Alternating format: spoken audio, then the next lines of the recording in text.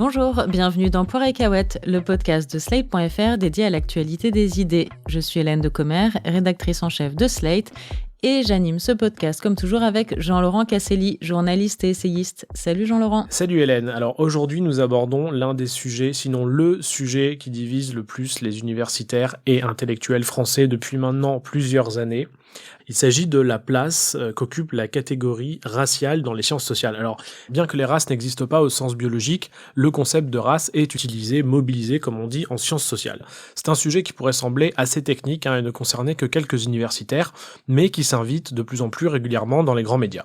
Vous avez publié une partie un extrait de votre livre, des extraits de votre livre dans Le Monde diplomatique qui font énormément réagir, puisque la thèse de votre livre, si on devait la résumer, est la suivante. Je vous cite: « On ne peut rien comprendre au monde dans lequel nous vivons si l'on oublie que la classe sociale d'appartenance reste, quoi qu'on en dise, le facteur déterminant autour duquel s'arriment les autres dimensions de l'identité des personnes. » Au fond, ce que vous regrettez, Stéphane Beau, c'est que de plus en plus, la race, les questions raciales, les questions identitaires en viennent à écraser les différences de classe. C'est bien ça? Elle est là, votre inquiétude?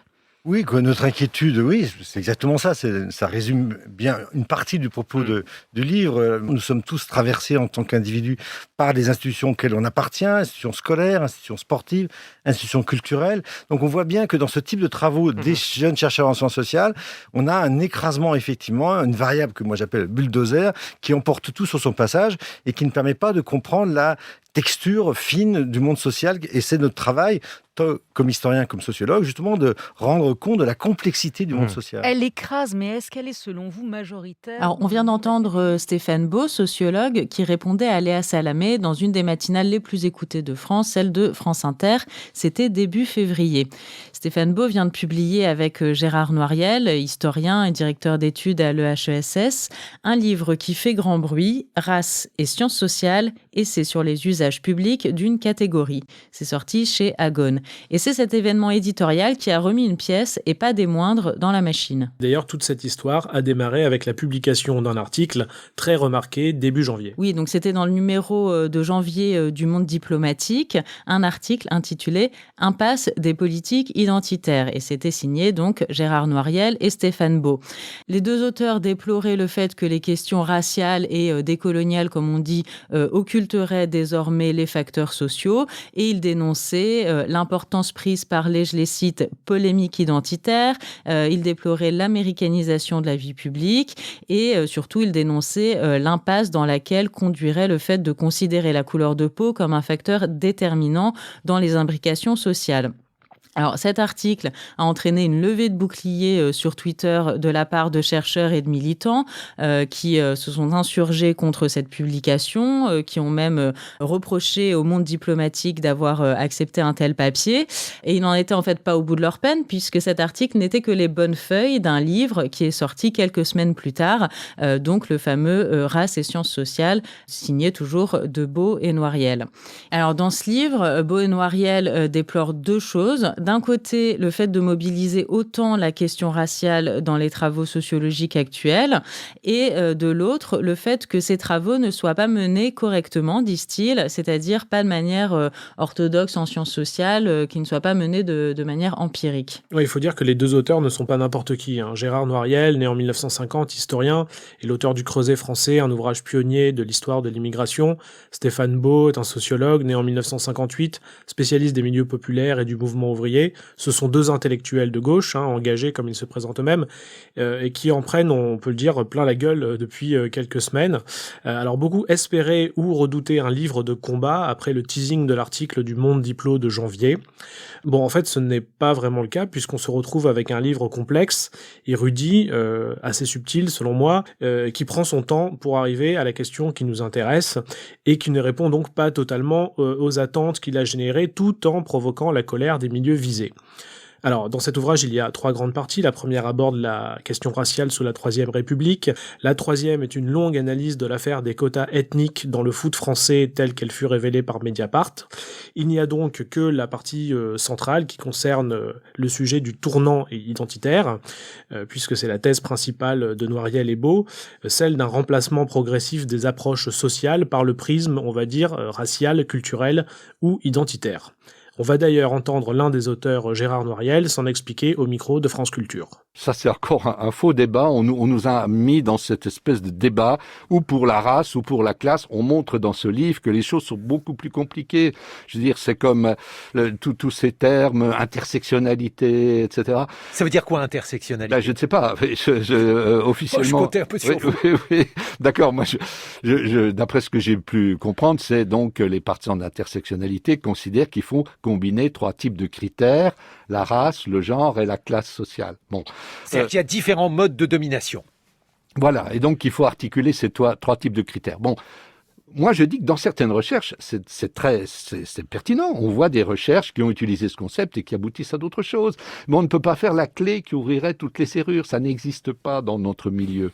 Le chercheur, il va voir, en fonction de l'objet qu'il veut étudier, il doit mobiliser sa boîte à outils, il doit combiner les choses. C'est ce qu'on apprend, nous, à nos étudiants dès les premières années, vous voyez ? Ce passage de Gérard Noiriel, je trouve qu'il est assez emblématique de ce qu'il y a dans le livre, puisque en fait, certes, c'est un livre érudit, mais moi, je trouve que vraiment, on ne va pas au fond de la question et que même après l'avoir lu attentivement en intégralité, je ne comprends toujours pas ce qu'il dénonce et ce qu'il reproche au champ universitaire actuel.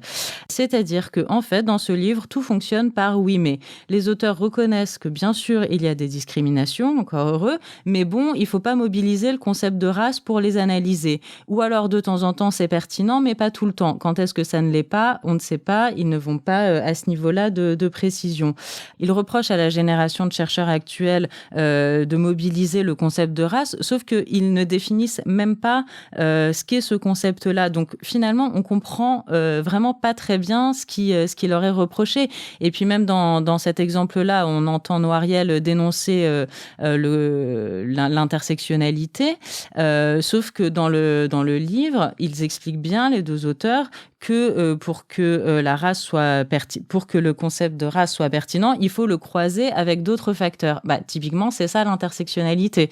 Donc, en fait, moi, j'ai un peu l'impression qu'ils ont voulu se payer la nouvelle génération de chercheurs sans vraiment avoir lu ou compris leurs travaux.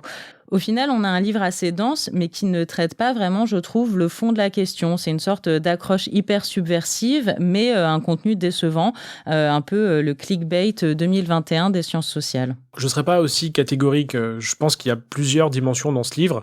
C'est à la fois, on l'a dit, un livre sur la catégorie de race, sur le racisme, mais c'est aussi un livre sur la gauche et sur les intellectuels. C'est en quelque sorte une sociologie des sociologues, on pourrait dire.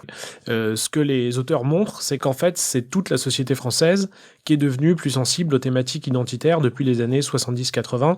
L'extrême droite, bien sûr, avec le FN qui fait éruption dans le jeu politique en 82, mais également toute une partie de la gauche intellectuelle. Pourquoi ? D'abord, en partant d'un bon sentiment, pour répondre à la droite et pour donner une image positive des immigrés, en mettant notamment en avant la figure du beurre dans les années 80. Ensuite, parce qu'avec le déclin du PC, celui du monde ouvrier qui n'a certes pas disparu, mais qui a perdu sa centralité politique, avec aussi la montée du chômage, la question des immigrés qui était très sociale, on parlait d'ailleurs de travailleurs immigrés, elle s'est déplacée de l'usine vers la banlieue, du travail vers la cité, et plus récemment vers l'islam, de sorte que la gauche culturelle et intellectuelle s'est alors, selon les auteurs, spécialisée dans un combat antiraciste et une approche, on va dire, très culturelle du phénomène migratoire. C'est cet accent d'ailleurs sur l'identité qu'ils discutent. Et je dirais que c'est l'aspect peut-être le plus pertinent, le plus malin de l'ouvrage, c'est de mettre en garde les intellectuels engagés qui sont selon eux co-responsables de propager des catégories à travers lesquelles la société finit par se représenter elle-même. Pour le dire autrement, si vous mettez tout le temps la dimension raciale en avant, les gens finissent par y croire et par reprendre à leur compte cette catégorisation. Alors, pour apporter un peu un éclairage sur ce débat assez puissant dans le secteur universitaire, on est allé demander son avis à un chercheur de cette jeune génération qui travaille sur ce type de thématique, Julien Talpin. Julien Talpin est chercheur en sciences politiques au CNRS. Il bosse sur l'engagement dans les quartiers populaires et il se concentre ces derniers temps sur les inégalités et les discriminations que vivent les habitants de ces territoires. Il a publié un billet sur Mediapart quelques jours après la parution de l'article dans Le Monde diplomatique pour répondre à Beau et Noiriel, un billet intitulé « La gauche sans les minorités ». Alors, on lui a demandé si ce livre de Beau et Noiriel relevait d'un conflit de génération, d'un conflit de chapelle ou d'un désaccord idéologique bien plus profond. qu'il y a un facteur générationnel qui joue, moi, je pense. Après, moi, j'ai quand même tendance à penser qu'on ne peut pas rabattre, au fond, cette controverse uniquement sur des enjeux d'ego.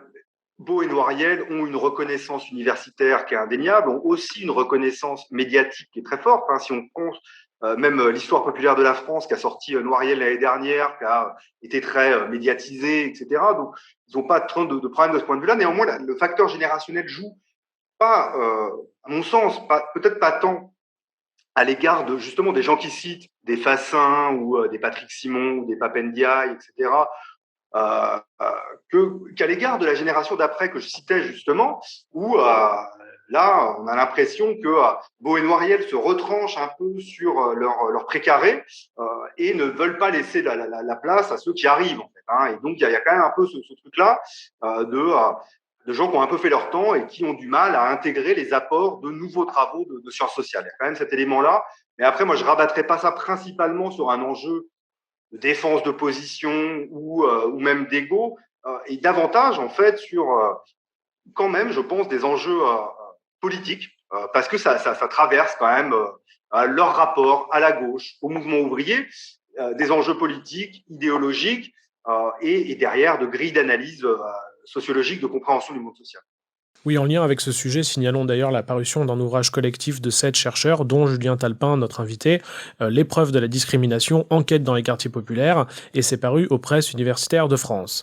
À partir d'enquêtes menées dans des quartiers populaires, principalement en France, mais également en Angleterre, au Canada et aux États-Unis, les auteurs étudient les conséquences du racisme et des discriminations sur les individus qui les subissent, et ils se demandent si cette expérience négative de la discrimination raciale peut produire de l'engagement politique chez les individus concernés. Un livre d'enquête, donc, comme quoi le travail empirique existe encore en sciences sociales.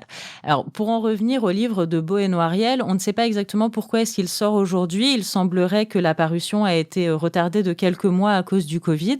Mais en tout cas, il arrive à un moment où les sciences sociales et la liberté académique sont clairement dans le viseur du gouvernement. C'est ce qu'on entend très clairement dans cette séquence qu'on va écouter de Frédérique Vidal, la ministre de l'Enseignement supérieur, dans ses propos sur CNews mi-février face à Jean-Pierre Elkabbach. Moi, je pense que l'islamo-gauchisme gangrène la société dans son ensemble et que l'université n'est pas imperméable, l'université fait partie de la société. Alors, ce que l'on observe dans les universités, c'est qu'effectivement, il y a des gens qui peuvent utiliser leur titre et l'aura qu'ils ont. Ils sont minoritaires et certains le font pour porter des idées radicales ou pour porter des idées militantes. Mais le monde universitaire de l'islamo-gauchisme, vraiment en regardant toujours tout par le prisme de leur volonté de diviser, de fracturer, de désigner l'ennemi, etc. Il y a une sorte d'alliance entre Mao Tse-tung, si je puis dire, et l'ayatollah Khomeini. Mais vous avez raison. Et justement, c'est ce timing malheureux qui fait réagir et qui agace les chercheurs visés, comme Julien Talpin nous le disait. Précisons qu'on l'a enregistré juste avant l'intervention de la ministre. Et il se trouve que le livre sort au moment où on connaît une attaque quand même sans précédent sur l'université autour des questions raciales, de la part de Macron qui, en juin, attaquait l'université de briser la République en deux, de la part de députés républicains aujourd'hui qui reprochent et attaquent les universitaires qui travaillent sur ces questions, de racialiser, d'être des indigénistes, etc. Et c'est ça qui est, à mon avis, très dommageable de la part et un peu malencontreux par le timing de la sortie de leur livre, c'est qu'ils viennent de donner de l'eau au moulin de ces entreprises de disqualification au fond du travail universitaire, quand bien même ils s'inscrivent pas dans ce champ-là. C'est-à-dire que Beau et Noiriel, ils défendent que ce sont des universitaires plutôt engagés à gauche, associés à l'histoire du mouvement ouvrier, etc. Sauf que, et d'ailleurs, c'est quand même plutôt comme ça que leur bouquin est reçu, et ce qui explique aussi une partie du succès, on peut dire, éditorial et médiatique de leur bouquin depuis 2 semaines, c'est que, au fond, ça vient alimenter l'idée qu'il y aurait d'affreux racialistes dans l'université qui essaieraient de détourner la République de sa mission, quoi. Alors, ils s'en détournent, ils s'en défendent. En même temps, ça contribue, à mon sens, à alimenter ces polémiques-là, ce qui est tout à fait problématique. Alors, quand on écoute les ministres actuels ou certains détracteurs, et là, pour le coup, je ne parle pas de Beau et Noiriel, on a l'impression que le camp intersectionnel ou décolonial a de grands pouvoirs, qu'il a une place prépondérante dans l'université et qu'il gangrène tous les esprits. Il faut quand même remettre un petit peu les choses à leur place en disant qu'au sein même de l'université, c'est un courant qui pèse très peu. Lucie Delaporte, une journaliste de Mediapart, a fait un travail de recensement pour justement évaluer combien pesaient les travaux de ce type-là dans le champ de la recherche actuelle, et ils sont assez marginaux. Elle a recensé par exemple les articles de revues de sciences sociales qui comportaient les mots race, donc entendu encore une fois comme construction sociale et non pas comme une donnée biologique. C'est 2% de la production universitaire entre 1960 et 2020. Alors certes, on note une augmentation sur la période récente, mais même cette augmentation reste dans un ordre de grandeur minime. Sur la période 2015-2020, on passe à 3% de l'ensemble de la production universitaire. Et puis, il faut préciser aussi que la place des chercheurs dans ces champs-là est elle aussi marginale. Ils ne sont pas dans les laboratoires les plus prestigieux, ils sont même plutôt dans des laboratoires un peu de niche. En fait, ce qu'on constate surtout, c'est que le concept de race, dans le sens de construction sociale et d'imbrication des relations sociales, n'était pas traité pendant longtemps et que là, on a maintenant un timide, un lent rattrapage. Alors l'offensive récente d'une ministre du gouvernement et de plusieurs éditorialistes contre les intersectionnels et les islamo-gauchistes montre qu'ils sont effectivement assez isolés. Cependant, je nuancerai quand même cette affirmation. Noiriel et Beau, dans leur livre, abordent la question justement de la diffusion de ces courants dans l'université française, dans la recherche, et ils montrent, à travers l'exemple de l'INED, l'Institut national des études démographiques, de l'EHESS, École des hautes études en sciences sociales, ou encore de Sciences Po, que en fait, ces courants sont quand même en progression, et pas que, je dirais, à Paris 8, qui était, ou des facs qui étaient dites très militantes de longue date. Donc, je pense que les choses évoluent un peu de ce côté-là, notamment aussi dans les médias, où les articles, je dirais, qui reprennent ces thèses, d'ailleurs, parfois sans beaucoup de recul, sont quand même assez présents depuis un moment. Mais on l'a dit, tous ces débats ne se réduisent pas à des oppositions théoriques et abstraites entre chapelles intellectuelles. Ils ont aussi une traduction politique et même électorale. Dans son article publié sur Mediapart, Julien Talpin revient sur ce qui est devenu un peu une légende urbaine de la gauche, le fait qu'elle aurait abandonné les classes populaires au profit des immigrés. Alors certes, rappelle-t-il, les classes populaires blanches se sont détournées des partis de gauche, sans pour autant que ces derniers se soient tournés forcément vers les questions identitaires.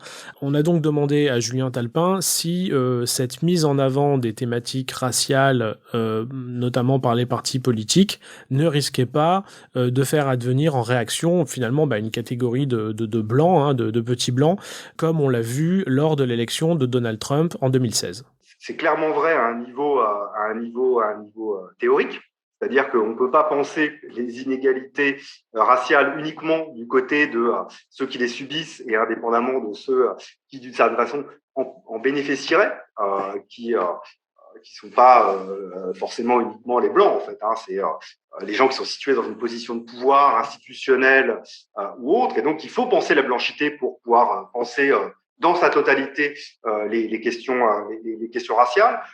Qu'est-ce qu'on en fait d'un point de vue politique?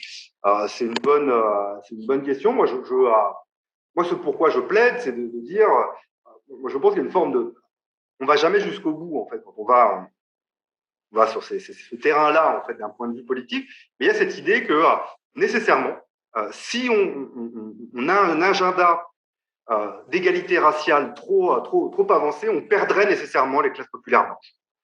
Sauf que cet agenda politique, cette offre politique ambitieuse sur les questions raciales, aujourd'hui n'existe pas dans le champ politique, ou est relativement faible, voire minorée, parce que justement les partis politiques n'ont pas forcément intérêt à aller, ont le sentiment de ne pas avoir intérêt à aller sur cet enjeu-là. Et donc, il y a effectivement un travail à mener, peut-être auprès des classes populaires blanches, pour leur montrer que ce ne seraient pas forcément les grandes perdantes de la mise en œuvre de ce type de politique publique, ou d'agenda, ou d'offres égalitaires sur les questions raciales, dans le sens où l'égalisation des conditions se ferait probablement davantage au détriment des classes supérieures, quelle que soit leur couleur de peau. C'est déjà la fin de ce podcast. On n'a pas pu traiter de tous les aspects de ce vaste débat en une vingtaine de minutes, mais on vous renvoie à des lectures complémentaires, notamment un article du New York Times consacré aux idées américaines qui se propagent en France.